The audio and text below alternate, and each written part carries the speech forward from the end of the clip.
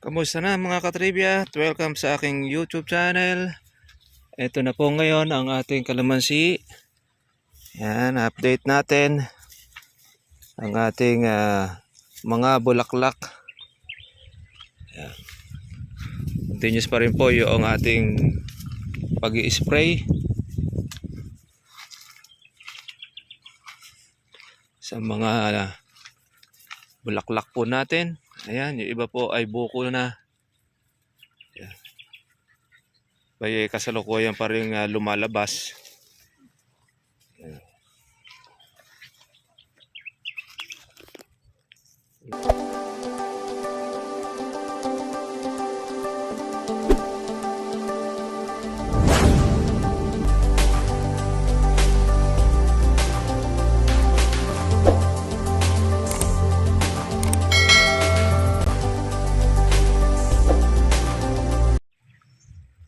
Kamusta na mga katrivia? Welcome sa aking YouTube channel.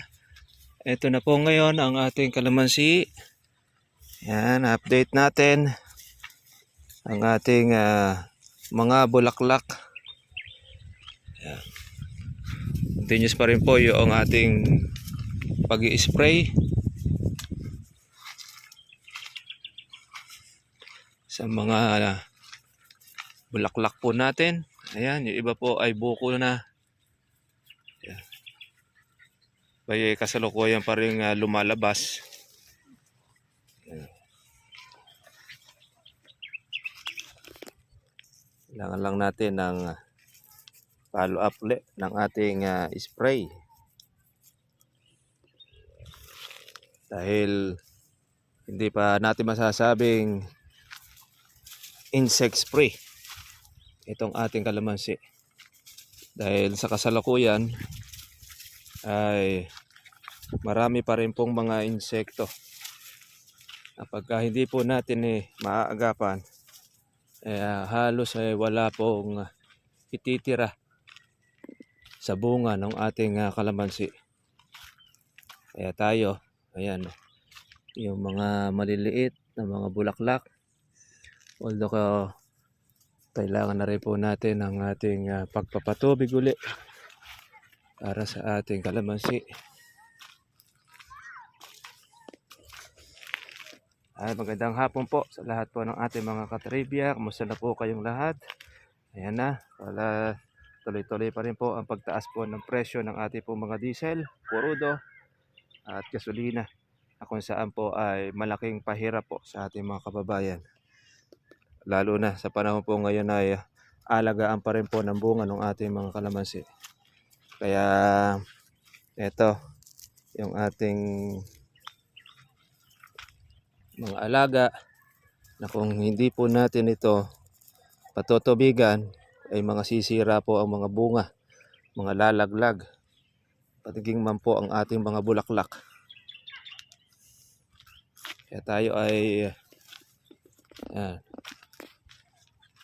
tuloy-tuloy lang. Wala na tayong magagawa dyan po sa ating pagtaas ng presyo ng ating kurudo. Namalaki na rin po yung ating pangmayo.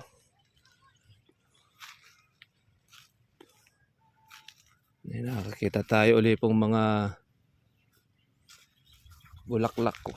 Another batch sa ating alaga.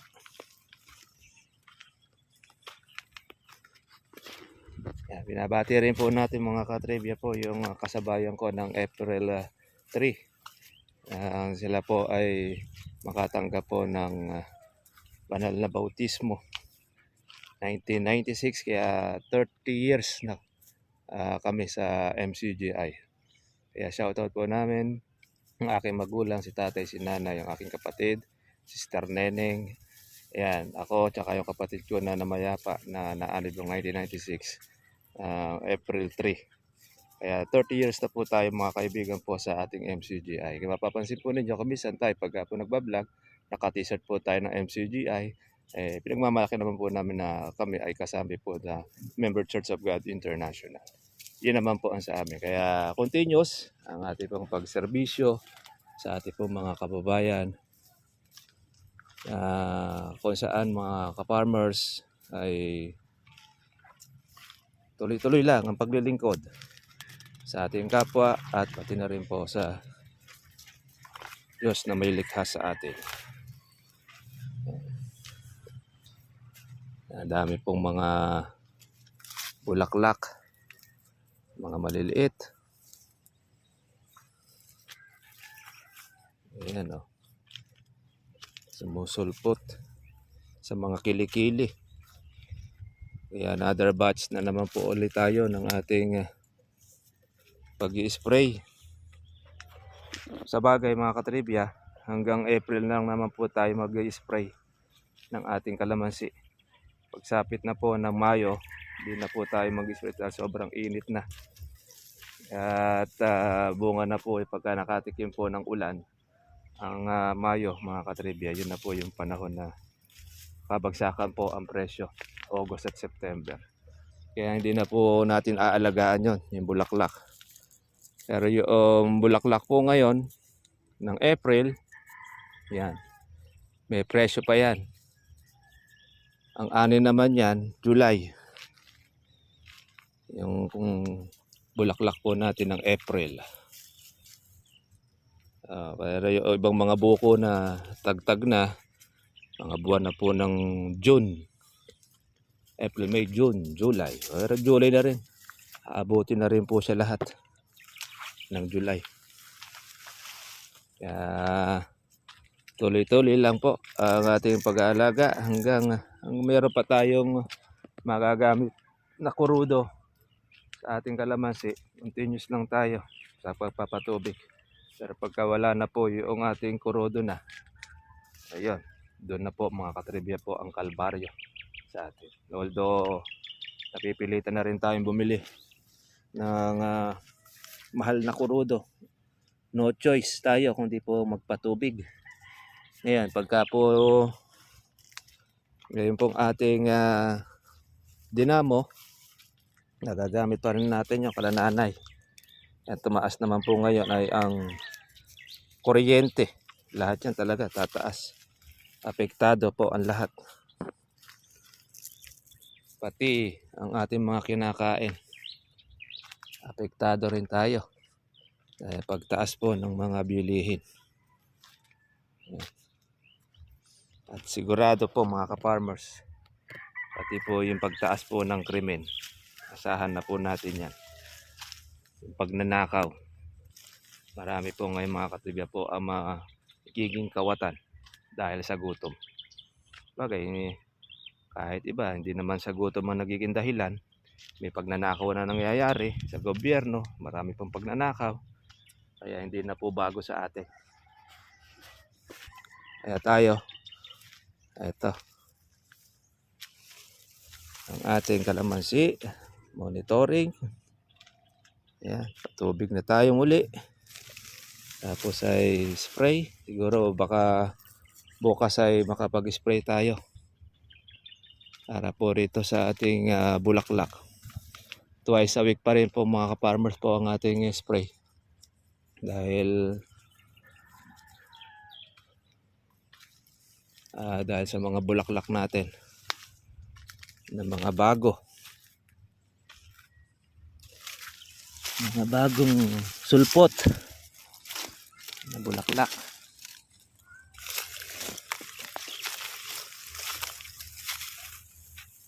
Na mga lumulusot.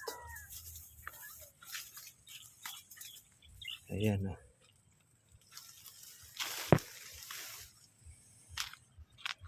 Yung iba ay malalaki na. Mabilis po matuyo mga katribya po ang lupa. Sa tindi na po noong init. Sabi nga nila El Nino na. Kaya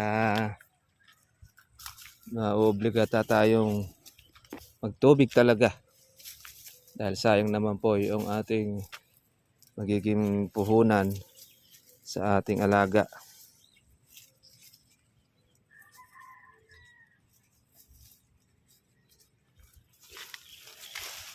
Kung hindi po siya matutubigan, sisira po yung ating mga bunga. Kaya lang hindi na po ganun kadalas kagaya ng dati na pwede tayo mag weekly. Ngayon twice a week ay twice a month ang ating magiging tubig. Ito dahil yung bulaklak nito.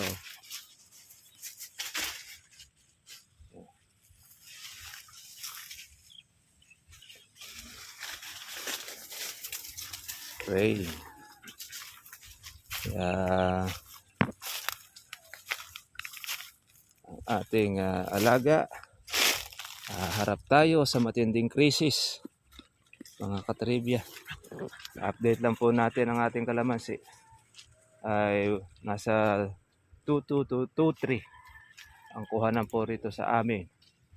Ayan, napako na po minsan 2,000, depende po sa size ng kalamansi natin. Importante mga ka-farmers ay maganda pa rin po ang presyo, mataas. Kaya nasusulit na rin natin na meron tayo makukuhang panggastos sa ating inaalagaan.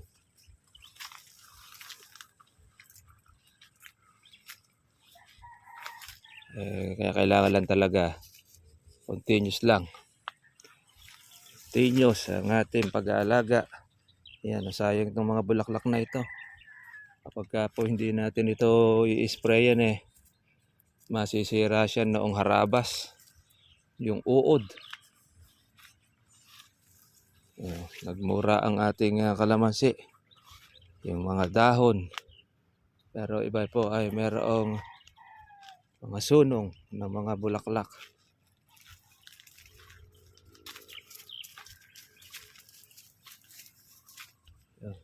Ating magic fruit. Dami naman pong ibang mga bulaklak. Pero hindi naman po lahat ay mayroon sunong. Meron mga nakalabas na.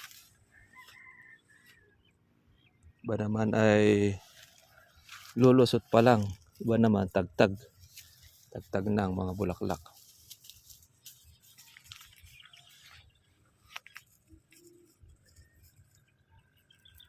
Ayan o.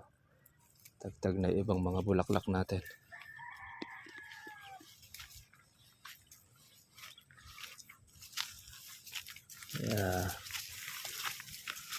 Alaga-alaga mga katribya. Yan, hindi natin alam kung hanggang saan aabot ang ating diesel.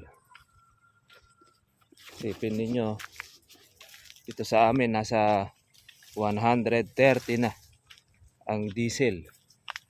Pagka gusto mo yung class na yung crudo, gaya ng Shell, Petron, o tsaka yung mga Petron medyo mura pa.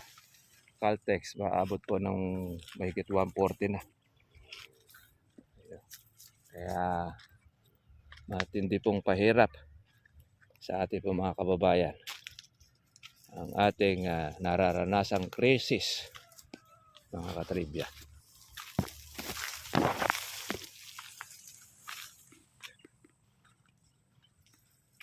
Ayan na yung mga tagtag natin, mga buko.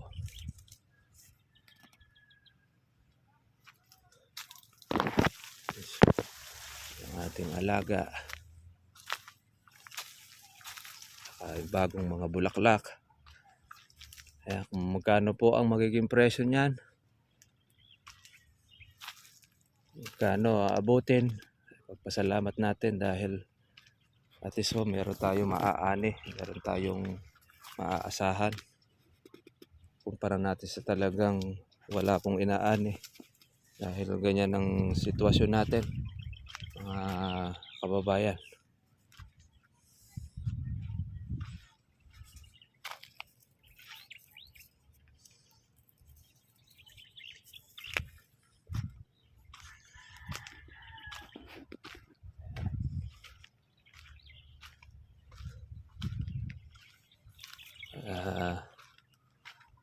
Spray tayo bukas ang ating schedule.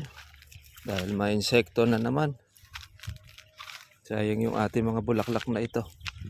Kaya hindi po natin siya maaagapan ng ating pag-spray.